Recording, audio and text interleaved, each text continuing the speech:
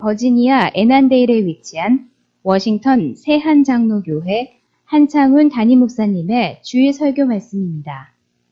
하나님을 더욱 잘 알아가는 은혜의 시간이 되시길 바랍니다. 함께 읽을 성경 말씀은 누가복음 2장 1절로 7절에 있는 말씀입니다.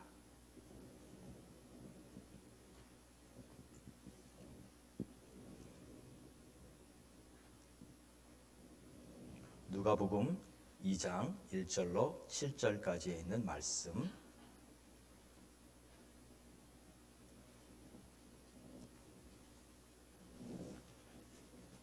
찾으셨으면 같이 교독하도록 하겠습니다. 같이 한 목소리로 그냥 쭉 읽겠습니다. 그때 가이사 아구스토가 명을 내려 천하로 다 호적하라 하였으니 이 호적은 구레뉴가 수르야 총독이 되었을 때에 처음 한 것이라.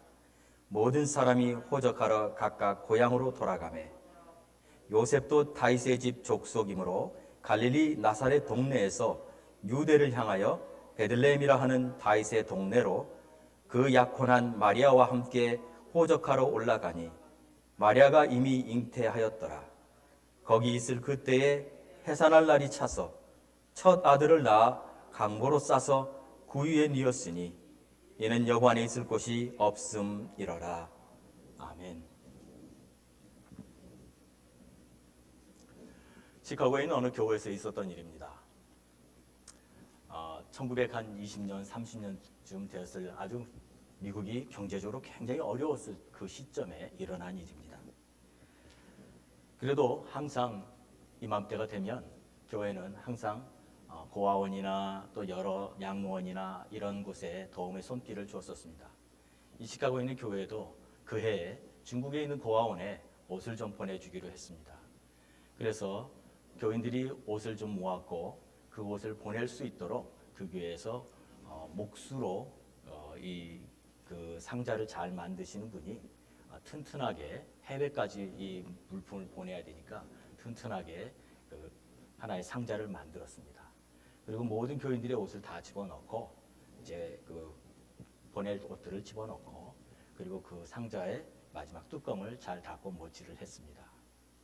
그런데 못질을 하면서 이 목수의 이 포켓에 있었던 주머니에 있었던 안경이 싹 그 상자 안으로 들어간 것을 이분이 모르고 못질을 해버리고 말았던 거죠. 그리고 이제 그 물품은 보내주고 난 뒤에 집에 와서 돌아오니 안경이 없는 거예요. 그래서 안경을 아무리 찾아도 없는 거예요. 어디에 뒀는지도 모르겠고 설마 그 상자 안에 들어간지라고는 생각하지도 못했겠지요. 근데 그때가 경제적으로 굉장히 어려운 시기였기 때문에 안경 하나도 굉장히 비쌌습니다. 그 안경 하나를 사려면 그때 돈으로도 상당한 돈을 주고 사야만 했었습니다. 그래서 굉장히 낙심이 됐어요. 자기에게 그렇지 않아도 새로 산 안경인데 얼마 써보지도 못했는데 그걸 잊어버렸으니 낙심하고 그렇게 이제 시간이 지났어요. 얼마나 시간이 지나고 난 뒤에 그 중국에 있는 고아원의 원장님이 그 교회를 방문하게 됐습니다. 그리고는 그 방문한 교회에 와서 간증을 하는 거예요. 여러분들이 그동안 저희 고아원을 많이 도와주셔서 너무나도 감사합니다. 때마다 우리에게 기도해 주시고 우리에게 필요한 것을 보내주시고 우리 고아원 원생들을 위해서 옷을 보내주시고 특별히 감사한 게 하나 또 있습니다. 안경을 보내주셔서 감사합니다. 그러는 거예요.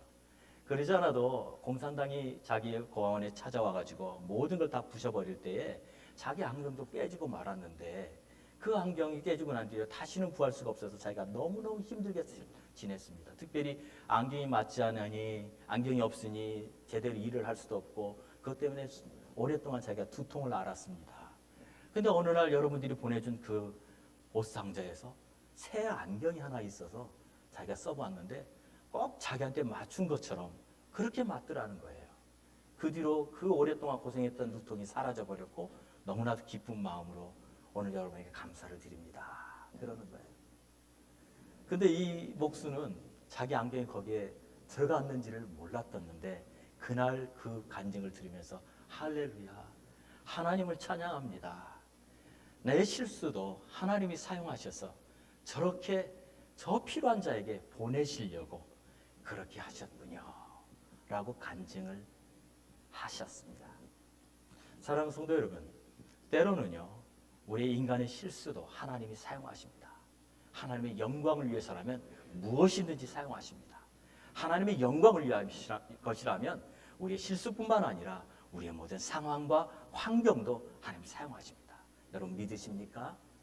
오늘 이 땅에 구세주는 그렇게 왔어요. 우리의 인간의 생각으로는 도저히 이해할 수 없는 방법으로 구세주는 이 땅에 왔습니다. 전도서의 기자인 솔로몬은 이렇게 고백합니다. 솔로몬이 지은 전도서 3장 11절에 하나님이 모든 것을 지으시되 때를 따라 아름답게 하셨고 또 사람들에게는 영원을 사모하는 마음을 주셨느니라. 그러나 하나님이 하시는 일의 시종을 사람으로 측량할 수 없게 하셨도다 라고 기록했어요. 하나님이 하시는 일을 사람이 측량할 수가 없게 하셨어요. 그 가운데 가장 우리가 측량할 수 없었던 것은 바로 구세주가 이 땅에 오신 방식이었습니다. 어떻게 오셨습니까? 구세주는 어린 아기로 오셨습니다. 인간으로서는 이해할 수 없는 방법이었습니다. 이 이야기를 누가가 기록합니다. 이 예수님의 탄생 이야기를 두 명의 복음서 저자가 기록하죠. 한 명은 마태요, 한 명은 누가입니다. 두 사람의 이야기를 다 들어보면 우리는 예수님의 탄생 이야기를 이해하게 됩니다. 지난주에 우리는 마태를 통해서 마태가 특별히 두 사람 등장인물을 등장시켜서 예수님의 탄생 이야기를 전혀 잊어버리지 않도록 말하죠. 누굽니까? 동방박사와 헤롯 왕이었습니다. 오늘은 누가를 통해서 또 다른 한 사람을 등장시켜서 우리로 하여금 이 예수님의 탄생 이야기를 전혀 절대로 잊어버리지 않게 하십니다.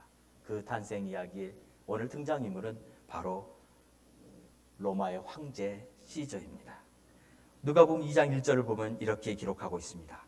그때에 가이사 아구스도가 영을 내려 천하로 다 호적하라 하였으니 라고 말합니다. 여기서 이 가이사 아구스도가 누굽니까? 이 가이사 아구스도는 우리에게 잘 알려진 옥타비아누스라고 하는 로마의 장군이었습니다. 그때는 율리스 시저라는 로마의 황제가 있었습니다. 그런데 그 로마의 황제에게는 아들이 없었습니다. 그래서 그는 자기의 여동생의 손자인 이 옥타비아누스를 자기의 양아들로 삼습니다. 어느 날 율리스 시저가 이제 세상을 떠나고 난 뒤에 이 옥타비아누스는 그 사람의 이름이 바로 가이사 아구스토예요. 자기가 양자가 됐다는 사실을 나중에 깨달아요. 그리고 자기와 함께 전장에 나갈 수 있는 안토니우스라는 장군과 함께 로마 제국을 평정합니다. 그리고 로마 제국을 평정하고 난 뒤에 나중에 이 안토니우스가 누구냐면 클레오파트라의 누구죠? 그 사람과 연결된 사람이죠. 그래서 이 안토니우스를 자기가 축출하고 난 뒤에 이제 황제로 등극하게 됩니다. 그래서 가이사 아구스토가 되는 거죠. 이때부터 로마는 우리가 알고 있는 그 유명한 로마가 되기 시작해요. 물론 그 전에도 대단한 왕국이었지만 이 가이사 아구스토가 로마의 황제가 등극하면서 로마는 그 황금기가 펼쳐지기 시작하는데 그때 나온 그 용어가 뭐냐면 박스 로마나라는 거예요. 박스 로마라는 게 뭐냐면 로마의 안에 모든 평강이 있다는 거예요. 그리고 그때 나온 용어가 뭐냐면 모든 길은 로마로 통한다는 거였어요. 왜냐하면 그때 로마의 제국 안에 있는 모든 나라에 그 도로를 정비합니다. 도로를 만들어요. 근데 그 도로를 만든 이유는 군대가 빨리 진격하기 위해서 도로를 만들었는데 그 도로로 인해서 세계의 무역이 활발하게 진행이 되고 그래서 모든 길은 로마로 통한다는 말이 나오기 시작하는 거죠. 그리고 이 가이사 아구스토 때부터 조세 정책을 펼칩니다. 그래서 그 다스리는 모든 로마 제국 안에 있는 나라의 모든 군대를 파견하고 그리고 조세를 징벌해서 나라가 점점점 부강해지게 되는 거죠. 자, 그런데 그가 행한 이 조세 정책이 오늘 여기에 나온다는 거예요. 이 호적을 하라고 한 것이 무엇입니까? 모든 사람들은 자기의 고향에 가서 자기의 모든 그 호적을 레지스터 해야 된다는 것은 이것을 통해서 로마는 두 가지 목적을 이루려고 해요. 하나는 조세 정책이고 하나는 군대를 만들기 위한 겁니다. 그런데 이 모든 전 세계에 있는 모든 나라들은 다 군대를 로마에 파견해야 했지만 그러나 이스라엘만은 허락하지 않았어요. 왜냐하면 이스라엘이라는 나라는 예전부터 이 봉기가 많이 일어나는 나라로 알려져 있었습니다. 그래서 로마에서 군대를 파견할 때 두 종류의 군대가 있습니다. 하나는 전쟁을 하는 군대가 있고 하나는 수비만 하는 군대가 있어요. 지금 미국도 그래요. 미국도 전 세계 군대를 보내놨죠. 근데 어떤 군대는 전쟁을 위한 군대가 가고 있고 어떤 군대는 수비만을 위한 군대가 가 있어요. 여러분 아실지 모르겠지만 대한민국에 와 있는 미군은 가족이 오지 못합니다. 대한민국에 있는 군인들은 전쟁을 위한 군인들이에요. 그래서 거기는 가족 수당이 없다고 제가 들었어요. 그러나 일본만 해도 달라요. 일본만 해도 가족이 갈 수 있고 가족 수당이 있습니다. 그것처럼 로마도 당시에 전 세계에 군대를 파견했는데 유독 이 유다에만 전쟁하는 군대를 보내는 거예요. 그러니까 그만큼 유다는 항상 이 로마로 보면은 조심해야 되는 대상이기 때문에 군대를 만들지 말라고 했어요. 그 대신 조세는 정책을 펼칩니다. 오늘 본문에 나온 이 이야기가 바로 그 조세 정책이에요. 호적하라는 이유가 뭡니까? 바로 그들을 통해서 로마가 세금을 징벌하기 위해서 하는 것이죠. 그래서 이 호적은 누구든지 해야 되는 거였어요. 누구를 막론하고 호적을 하라고 말합니다. 그런데 이 호적하는 이 일이 자 누가복음 2장 3절에 보면 모든 사람이 호적하러 각각 고향으로 돌아가매라고 나와 있는데 이것이 바로 하나님이 하시는 일이었다는 사실입니다. 그냥 시저가 조세 정책을 펼치기 위해서 한 것은 맞지만 이것이 바로 이때 일어난 일은 바로 하나님의 일을 하기 위한 하나님의 도구였다는 것이에요. 요셉 때문이었습니다. 요셉이 지금 하나님의 일을 이루어야 되기 때문에 이 로마 황제를 통해서 하나님께서는 호적하라고 명령하셨다는 사실입니다. 누가복음 2장 4절에 보면 이렇게 나와 있습니다. 요셉도 다윗의 집 족속이므로 갈릴리 나사렛 동네에서 유대를 향하여 베들레헴이라는 다윗의 동네로 가라고 했어요. 어디로 가라고요? 베들레헴으로 가라고 했어요. 왜요? 베들레헴이 다윗의 집안입니다. 다윗이 그곳에서 그 모든 호적이 거기에 있어요. 그런데 요셉도 다윗의 후손이지만 여러분 마리아도 다윗의 후손입니다. 마태복음 1장과 누가복음 3장에 보면 각각의 예수님의 족보가 나와요. 하나는 하나님으로부터 그 예수님까지의 족보가 나와 있는 게 마태복음이고 요셉부터 하나님으로 반대로 올라가는 족보가 나와 있는 것이 바로 누가복음이에요. 이 두 가지를 보면은 요셉은 다윗의 아들 가운데 솔로몬을 통한 후손입니다. 마태복음 1장 16절에 나와 있습니다. 그런데 마리아는 다윗의 아들 가운데 나단을 통한 후손입니다. 누가복음 3장 23절에 나와 있습니다. 우연히도 두 사람이 같은 집안이었다는 거죠. 그래서 이제 그들이 베들레헴으로 가야만 하는 것이죠. 그런데 그 이유가 뭐예요? 왜 하나님은 이 일을 하시는 겁니까? 왜 베들레헴으로 가라고 로마 황제의 입을 통해서 명령하십니까? 바로 미가서 5장 2절에 있는 하나님의 약속을 성취하기 위한 목적 때문입니다. 미가서 5장 2절을 우리 같이 한번 읽어볼까요? 혹시 여러분 찾으실 수 있으면 같이 읽어보고 그렇지 않으면 제가 읽겠습니다. 베들레헴 에브라다야 너는 유다 족속 중에 작을지라도 이스라엘을 다스릴 자가 내게서 내게로 나올 것이라. 그의 근본은 상고에 영원에 있느니라. 구약의 선지자인 미가는요 예수님이 오실 것에 대한 예언을 하게 됩니다. 그런데 그 예언의 가장 중요한 건 뭐냐면 구세주가 어디에서 오시느냐? 베들레헴에서 오신다는 거예요. 베들레헴 작은 곳에서 구세주가 오신다는 이 구약 성경의 말씀이 이루어지게 하기 위해서 하나님은 오늘을 로마 황제의 입을 열어 그 일을 하게 하셨던 것이죠. 할렐루야 아닙니까? 로마 황제가 호적하라고 가라고 하지 않았으면 예수님은 베들레헴에서 태어날 수 없었던 거예요. 하나님의 약속이 이루어질 수 없었던 것입니다. 하나님께서는 하나님을 알지도 못했을 그 로마 황제의 입을 통해서 하나님의 일을 이루고 계셨던 것이죠.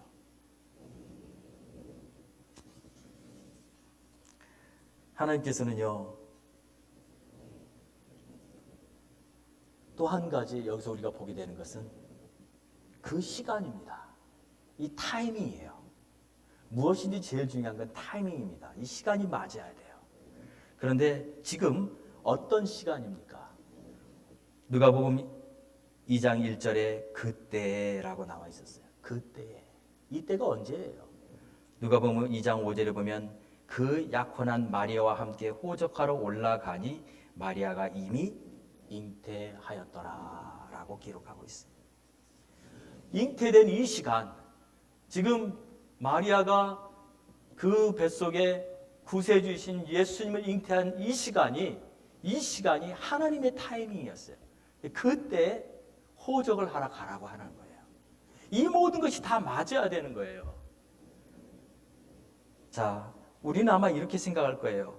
그런데 이 하나님의 뜻을 알지 못하는 분들은 이 이야기를 읽으면서 아니 왜 하필이면 임신한 여자를 데리고 가라고 그래? 왜 하필이면 지금 산딸이 가까워오는 이 사람이 그 베들레헴까지 가야만 하는 거야 라고 생각할 수 있습니다. 왜냐하면 여러분 나사렛은 이스라엘의 북쪽 지방 거의 끝부분에 있는 도시고 베들레헴은 남쪽 유다의 거의 끝부분에 있는 도시예요. 그러니까 그 말은 이스라엘을 북에서 남으로 가로질러서 가야 된다는 거예요. 가장 먼 거리예요.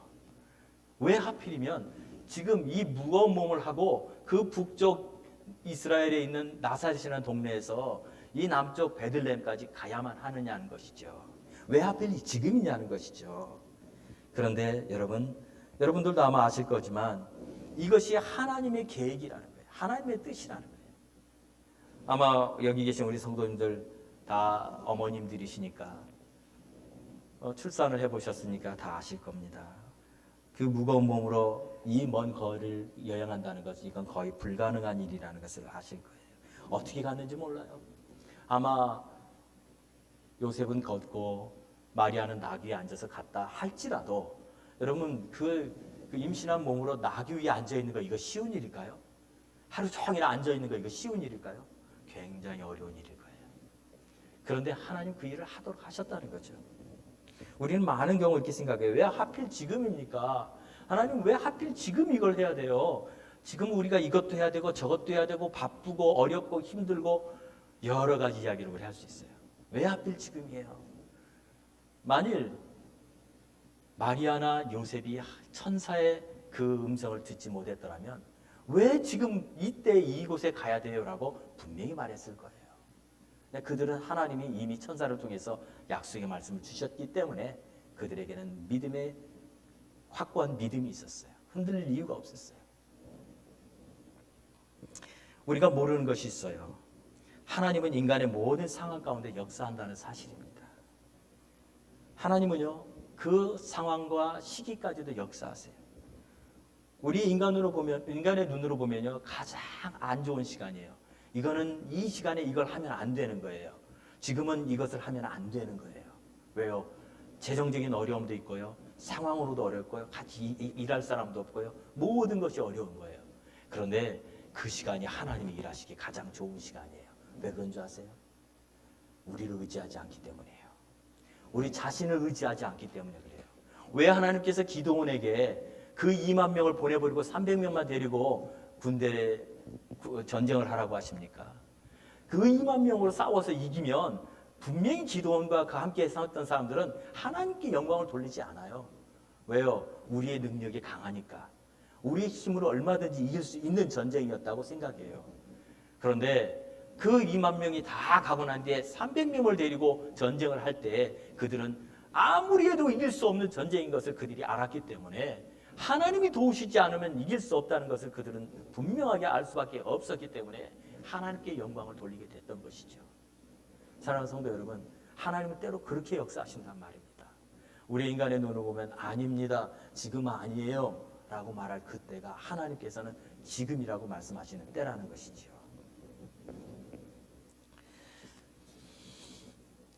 오늘 여기서 또 한 가지 질문이 있어요. 자, 보통 우리가 호적을 하라 그러면은 호적하면 남자만 가면 돼요. 특히나 이스라엘 같은 나라는 남자들의 권한은 있었지만 여자들에게는 그런 권한이 없었어요. 인구에 들어가지도 않아요. 호적을 하면 주로 남자들의 인구만 세지 여자들 인구까지 세지는 않아요. 그런데 왜 그러면 임신한 마리아를 데리고 갔냐는 거죠. 우리가 분명히 지금 읽었던 것처럼 누가복음 2장 5절에는 약혼한 마리아와 함께 호적하러 올라가니 마리아가 이미 잉태하였더라라고 분명히 나와 있어요. 이게 현명한 사람이라면 그 무거운 몸을 한 아내를 데리고 갈 필요가 없는 거예요. 그냥 남자 혼자 갔다 오면 되는 거예요. 왜 같이 갔을까요? 왜 가야만 했을까요? 이것을 생각할 때 하나님께서 이런 생각을 하게 해주시고 또 그것에 대해서 그런 이야기들을 하는 우리 신학자들도 있었습니다. 이 지금 마리아와 요셉은요 결혼한 상태가 아니에요. 여기 분명히 누가복음 2장 5절에도 말하지만 약혼한 마리아를 데리고 갔다고 그랬어요. 결혼한 마리아라고 하지 않았어요. 물론 지금 우리의 관점과 그들의 관점이 약간 다른 것은 우리는 지금 약혼을 하고도 파혼을 할 수가 있지만 그때 당시의 약혼이라는 것은 이미 정혼이라는 것을 전제로 하고 있는 것이었어요. 그때 당시에는 좀 더 이 약속이 두터웠습니다. 그래서 이미 약혼을 했다는 것은 결혼했다라고 보기도 해요. 그러나 아직 결혼 생활을 하지는 않은 것이죠. 자, 약혼한 마리아를 데리고 가야 했다면 이유가 있었던 거예요. 무엇 때문일까요? 그것은 이 마리아가 지금 임신을 했습니다. 마리아의 배는 점점점 불러옵니다. 그런데 사람들은 마리아가 왜 임신을 하게 된지를 모르는 거예요. 사람들은 마리아를 볼 때마다 뒤에서 수근수근 했을 거예요. 아마 이런 얘기가 있었겠죠. 집사님 들었어요? 그러니까 무슨 소식이요? 마리아가 임신했대요. 아니 마리아가요? 결혼도 안 했는데 그러면 아빠가 누구래요? 모른대요. 그런 핵의 망치간 일이 어디 있어요? 여기 이 나사렛이란 조그만 마을에서 어떤 사람들은 돌로 쳐 죽여야 되는 거 아니에요? 어떤 사람들은 아니 요셉은 정신이 있어요. 왜 이혼을 안 해요? 이런 이야기들이 그들 가운데 돌고 있지 않았을까 생각이 들어요. 그 소리는 마리아의 배가 점점점 불러올수록 더 심했을 거예요. 마리아가 지나가면 사람들은 눈을 흘기면서 쳐다봤을 겁니다. 그리고 마리아가 돌아설 때 뒷사람들은 서로 속닥속닥 거렸을 거예요. 저 마리아 봐, 저 부정한 여인. 결혼도 안 했는데 아기를 가졌어. 여러분 그런 일들이 얼마든지 있었을 거예요. 그런데 놀라운 사실은요. 요셉은 그 상황 속에 있는 마리아를 혼자 두고 갈 수가 없었던 거라고 생각합니다. 그 오랜 여행을 베들레헴까지 갔다 오는 그 여행을 이 임신한 아내를 두고 갈 수가 없었던 거예요. 그래서 그 임신한 아내를 데리고 가는 거죠. 여러분 하나님께서는요 때로 전혀 생각하지 않았던 도구를 사용하세요. 그건 바로 험담이에요. 사람들의 험담 때문에 사람들의 그 가십 때문에 뒤에서 말하는 그 말들 때문에 하나님은 요셉이 마리아를 데리고 가게 하신다니까요. 놀랍지 않습니까? 저는 그래서 오늘 본문을 보면서 너무나 놀라워요. 하나님의 방법이 너무나 놀라워요. 첫째는 구세주가 이 땅에 어린 아기로 오셨다는 사실이 놀랍고 두 번째는 하나님께서 전혀 하나님 알지도 못하는 저 로마 황제 시저를 통해서 하나님은 오적하라고 명령하셨다는 사실도 놀랍고 그래서 그들이 나사렛에 살던 그들이 갑자기 베들레헴으로 와야 하는 것도 놀랍고 그 시점이 이 마리아가 임신을 한 시점이었다는 것도 놀랍고 또 하나는 그 동네에 있는 사람들끼리 그 험담하는 그것 때문에 요셉이 마리아를 데리고 가야만 했다는 이 사실도 너무나 놀라운 거예요. 할렐루야. 하나님의 모든 것을 들어 하나님의 당신의 뜻을 이루어 가십니다. 그분이 하나님이세요. 우리는 전혀 몰랐죠. 하나님 그런 험담을 통해서도 하나님의 역사가 일어나게 하실 줄 전혀 몰랐죠. 하나님은요, 모든 걸 들어서 사용하세요. 하나님은 놀라우신 분이세요. 하나님이 일하시는 그 놀라운 손길을 우리는 날마다 경험하게 될 거예요. 여러분, 구세주가 이 땅에 오셨어요. 그런데 그는 따뜻한 방 안에 눕지 않으셨어요. 그는 푹신한 침대에 누이지도 않았어요. 그는 말구에 누이셨어요. 이게 놀라운 거예요. 여러분, 바울이 로마 감옥에 갇혔을 때 이렇게 고백을 합니다. 빌립보서 1장 12절에 보면 형제들아 내가 당한 일이 도리어 복음 전파에 진전이 된 줄을 너희가 알기를 원한다 그래요. 그 뭐냐면 지금 로마 감옥에 갇혀 있거든요. 근데 로마 감옥에 갇혀 있는 것이 도리어 하나님의 복음을 전하는데 큰 도움이 됐다고 말을 해요. 그 이유는 뭐라고 하냐? 빌립보서 1장 15절에 어떤 이들은 투기와 분쟁으로 어떤 이들은 착한 뜻으로 그리스도를 전파한다 그랬어요. 이게 무슨 말이냐면 사람들이 이 바울에게 고통을 주려고 투기와 분쟁으로 바울의 이 로마의 감옥에 갇혀 있는 것을 말하기 시작을 해요. 바울 봐봐, 바울 봐봐. 그거 봐, 예수 그리스도라는 사람을 믿다가 저 감옥에 갇혀서 저거 뭐 하는 거야? 사람들은 바울을 비난하기 시작했어요. 그리고 바울의 그 하는 모든 것이 다 어리석어 보였어요. 그런데 하나님이 그 바울을 비난하는 그 사람들의 그 비난이 오히려 예수 그리스도의 복음이 증거되는 도구로 사용하셨다고 바울이 말하고 있어요. 그래서 빌립보서에서 바울은 말합니다. 내가 기뻐하고 기뻐하노라. 왜요? 어떤 이들은 투기와 분쟁으로 그리스도를 전파한다고요. 어쨌든지 그리스도가 전파되는 것 그것 자체가 그에게는 너무나도 큰 기쁨이라는 거예요. 하나님이요 모든 곳에서 하나님의 그 뜻을 이루기 위해서 역사하고 있다는 사실입니다. 예수 그리스도는 이 땅에 오셨어요. 그런데 그가 있을 곳이 없었습니다. 누가복음 2장 6절에 보면 거기 있을 그때 해산난 날이 차서 그랬어요. 자, 그냥 나사렛에서 베들레헴까지 왔다가 그냥 가버렸어도 될 거예요.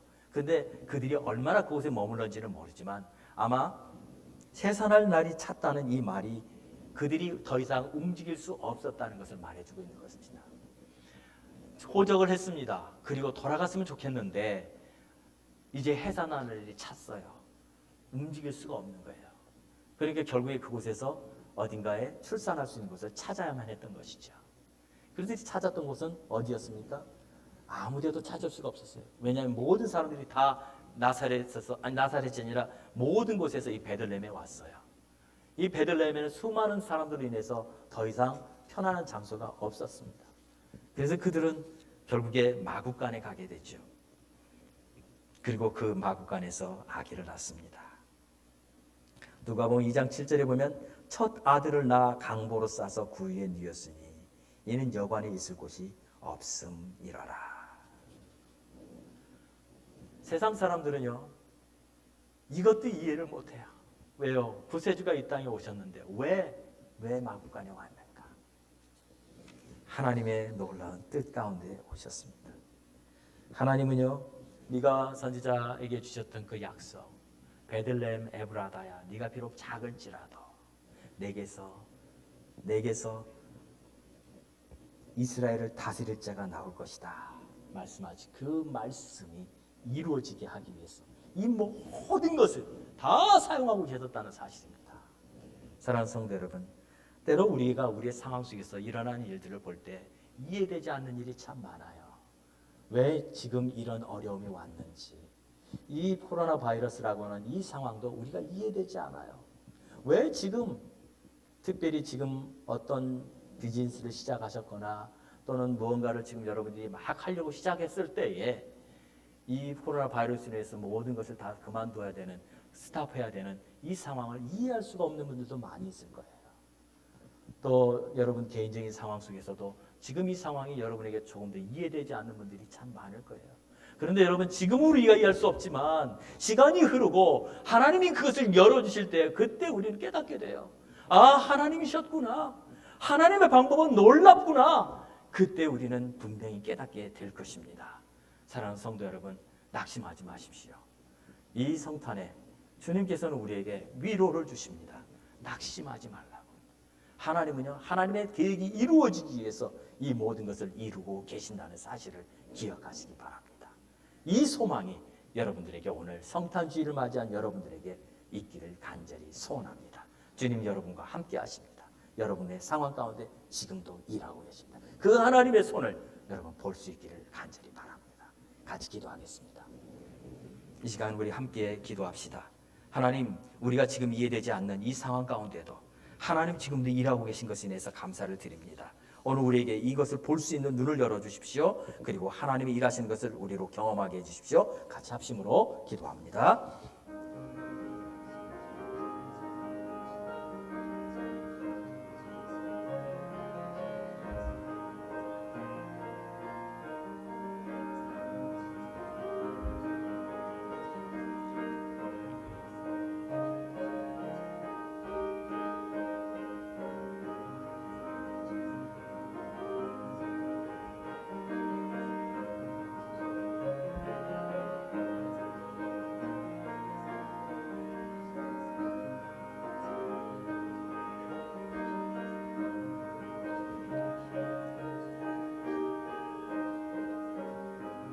살아계신 아버지 하나님 감사합니다. 우리는 때로 이해할 수 없는 상황 가운데 있을 때가 너무나 많습니다. 열심히 일을 하고 있는데 갑자기 모든 것을 스탑해야 될 때나, 또는 무언가를 하려고 할 때 갑자기 모든 것이 우리의 생각대로 되지 않을 때가 많습니다. 그러나 그때마다 우리는 오늘 이 말씀을 통해서 하나님이 역사하고 계시다는 이 사실을 기억하게 되기를 원합니다. 하나님은 이 순간에도 심지어는 우리가 만든 실수나 때로는 우리에 갇혀있는 모든 상황 가운데도 하나님 역사하고 있다는 사실을 기억하게 하여 주시옵시고, 또한 아버지 하나님, 우리가 볼 때는 가장 워스트한 타임이 하나님 보실 땐 베스트 타임인 것을 우리로 깨닫게 하여 주시옵소서. 오직 우리 하나님 역사하시는 것을 믿음으로 바라보며 걸어가는 우리 성도들 되게 하여 주옵소서. 예수님의 이름으로 기도합니다. 아멘. 이 말씀을 들으시고 하나님을 더욱 잘 알기 원하시는 분은 가까운 교회를 방문하시거나 6901 콜럼비아 파이크에 소재한 워싱턴 세안장로교회를 방문해 주시기 바랍니다.